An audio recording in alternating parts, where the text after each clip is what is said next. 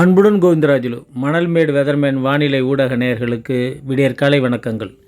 இன்றைக்கு டிசம்பர் மாதம் 22ஆம் தேதி மார்கழி மாதம் 7ஆம் தேதி காலை வணக்கம். இது வரைக்கும் நம்ம சேனலை சப்ஸ்கிரைப் பண்ணாதவங்க சப்ஸ்கிரைப் பண்ணிங்க. பெல் ஐக்கானை எழுத்தி ஆலையபிள் பண்ணிட்டீங்கன்னா தொடர்ந்து அறிக்கைகள் உங்களுக்கு வரும், உடனுக்குடன் உங்களுக்கு வரும்.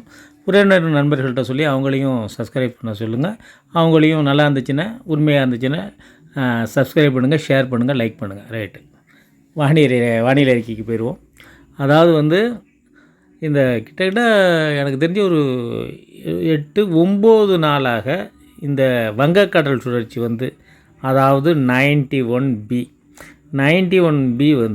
கடுமையாக சுற்றிக்கிட்டு அங்கேயும் இங்கேயும் வருது, அங்கே வருது, இங்கே வருது. அடாடாடா, இது பண்ண அழும்பு எதுவுமே பண்ணியிருக்காதுங்க, அவ்வளோ மோசம். இந்த லட்சத்தில் 90B நல்ல மழையை கொடுத்துட்டு போச்சுல, ஒரு வெள்ளப்பெருக்கெல்லாம் ஏற்படுத்திக்கிட்டு போச்சு.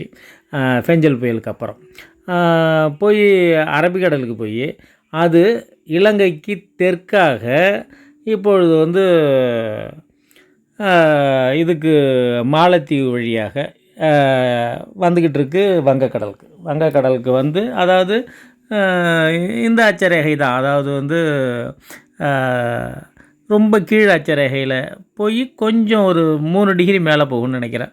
2 டிகிரி 3 டிகிரி போய் அங்கே ஒரு தென்சீன கடல்லேருந்து ஒரு நிகழ்வு வருது. அதோடு சேர்ந்துக்கிட்டு 92B அது மாறப்போகுது.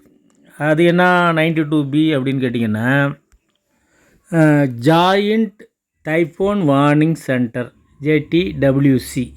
அதாவது நமக்கு பே ஆஃப் பெங்கால், அதாவது வங்கக்கடலுக்கும் அரபிக்கடலுக்கும் சொல்லக்கூடியது அந்த பியல் ஹவாய் தீவுகிட்ட அந்த நிலையம் இருக்குது. அங்கேருந்து நமக்கு அந்த எச்சரிக்கைகள், சுனாமி எச்சரிக்கைகள் எல்லாமே விடப்படும்.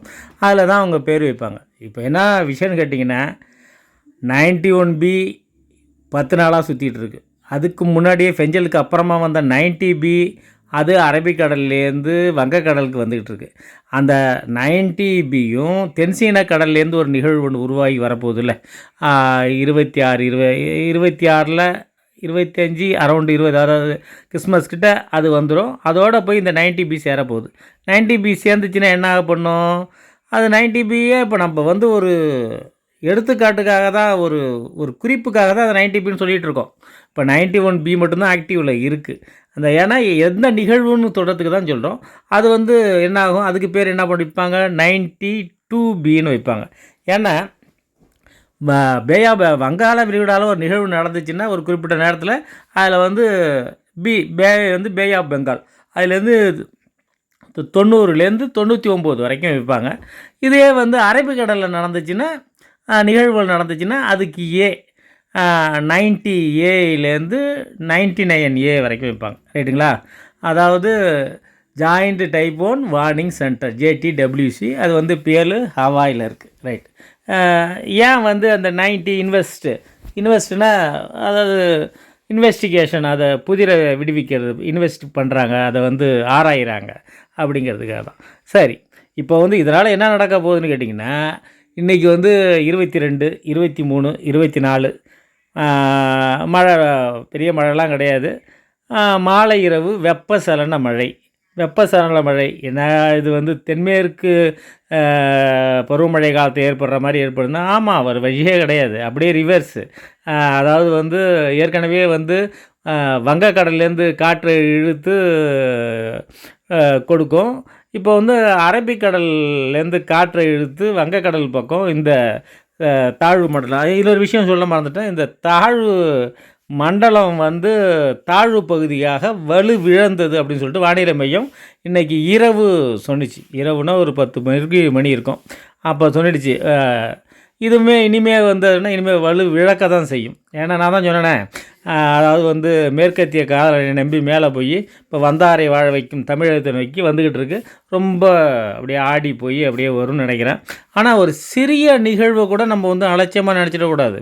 அதாவது மழை தராமல் போயிடுமோ, பெருசாக தான் இருந்தால் மழை தரும், சின்னதாக இருந்தால் மழை தராது, அப்படிலாம் கிடையாது. நிறைய லேச்சாக ஒரு சின்ன சுழற்சி அப்படி இதில் பார்த்துருப்போம். ஏற்கனவே ஒரு நிகழ்வு பார்த்தோம்ல, அப்படியே கொட்டி தீர்த்துட்டு போயிடும், 40 சென்டிமீட்டர் 50 சென்டிமீட்டர்னு. அதனால் அதையும் அலட்சியம் பண்ண முடியாது. அதனால் காற்று குவிதல் எப்படி இருக்குது அப்படிங்கிறத பொறுத்து தான். அதனால் பெரிய மழை வந்து பரவலான மழை, ஆங்காங்கே வந்து கனமழையெல்லாம் கூட பெய்யுது, 8 சென்டிமீட்டர் 9 சென்டிமீட்டர். அதனால் பெரிய மழையெல்லாம் ஒன்றும் இன்றைக்கி 22 23 24, அதாவது மாலை இரவு மட்டும்தான் மழை. அது வந்து பெய்யறதுக்கு வாய்ப்பு இருக்குது. 25லேருந்து கொஞ்சம் கிட்ட வந்துடும் தமிழக கரையில், டெல்டா கரை ஓரம் வரங்காட்டியும், இல்லை வடக்கு இலங்கை பக்கம் வந்துச்சுன்னா கூட ஒரு நல்ல மழையை அது வந்து பரவலான மழையை தரத்துக்கு வாய்ப்பு இருக்குது. பாதிக்காத மழையாக இருக்கும் என்று நம்புவோம். ரைட்டுங்களா? அடுத்தது நிச்சயமாக இந்த 92B ஒரு என்ன ஆக போகுதுன்னு தெரியல. அதை பொறுத்து ஏன்னா டக்குலாம் சொல்ல முடியல, அவ்வளோ குழப்பமாக இருக்குது வானிலை.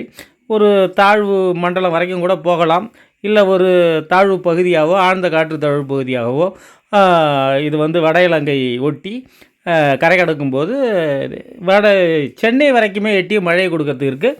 அதனால் 25, 26, 27 ஒரு மிதமான பரவலான மழையும், அதுவும் சொல்ல முடியாது, கனமான மழையாக கூட இருக்கலாம்.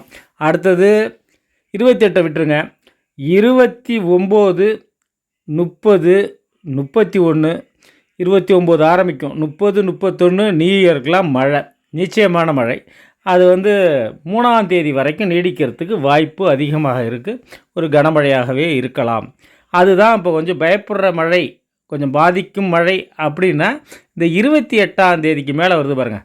29, 30, 31 நியூ இயர் அதாவது 2025 நியூ இயருக்கு பெய்ய போகிற மழை கொஞ்சம் கடுமையான மழையாக இருக்கலாம். அது 7ஆம் தேதி வரைக்கும். அதுக்கப்புறம் எல்லாமே கீழாட்சி ரேகையில் தான் வரப்போகுது. அதனால் ஒரு பெரிய இந்த மழை, அந்த நியூ இயர் மழையை தாண்டிட்டோம்னா பெரிய மழை இல்லை.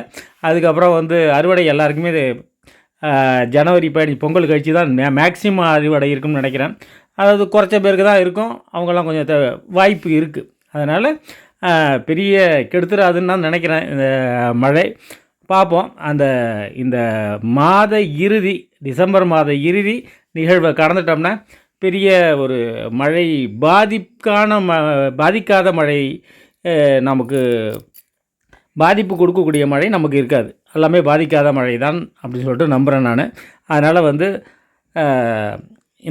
இந்த நிகழ்வு வந்து நல்லபடியாக ஒரு பெரிய பாதிக்காத மழையை கொடுக்கறது போகணும். ஏன்னா எங்கே பார்த்தாலும் பம்பு செட்டு ஓடிக்கிட்டு இருக்கு, தண்ணி எல்லாம் சுத்தமாக வடிஞ்சிடுச்சு, எங்கே பக்கமே பம்பு செட்டு ஓடிக்கிட்டு இருக்கு. ரைட்டுங்களா? புரிஞ்சிருப்பீங்கன்னு நினைக்கிறேன். நன்றி, வணக்கம்.